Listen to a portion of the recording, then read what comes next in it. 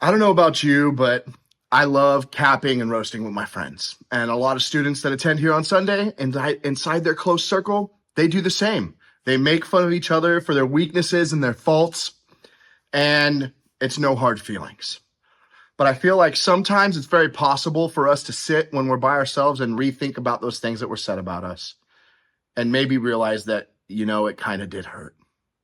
It did leave an impression on me because I've heard people say those same things to me in a negative way, and they meant it. Whether it was my mom or my teacher, for me, I was told I was worthless. I was told that I would never amount to anything. I was told that I was lazy, that I was stupid. The world will tell you all kinds of things about you that are not true. They are all lies. They're all lies.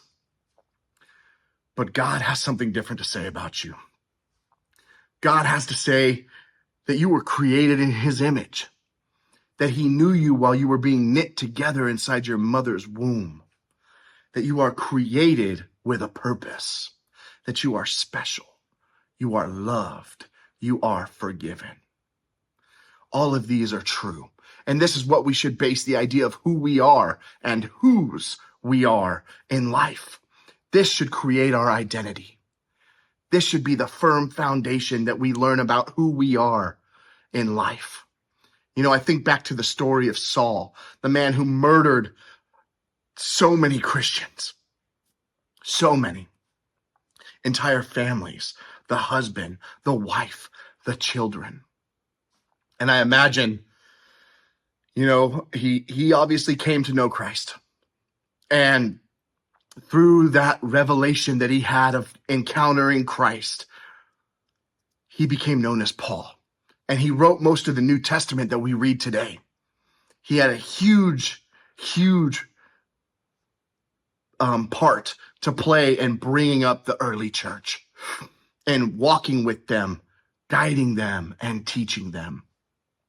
Now, I just imagine him entering the kingdom of heaven, him going into heaven, walking through the pearly gates, and when he steps through, he sees people that he had killed, people that he had murdered, standing around.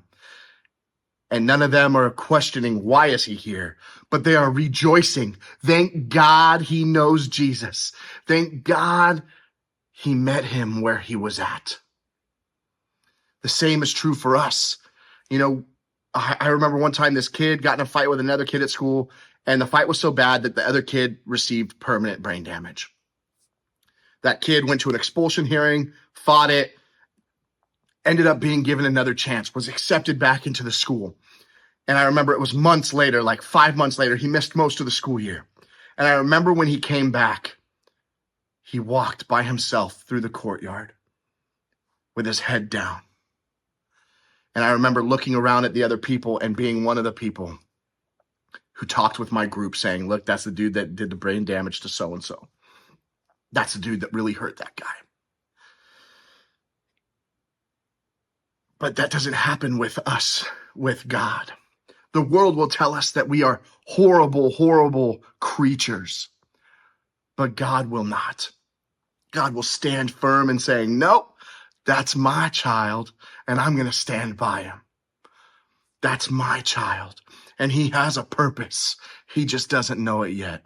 That's my child, and she doesn't know it, but she has gifts that will lead people to know me. She doesn't know it yet, but she has a voice.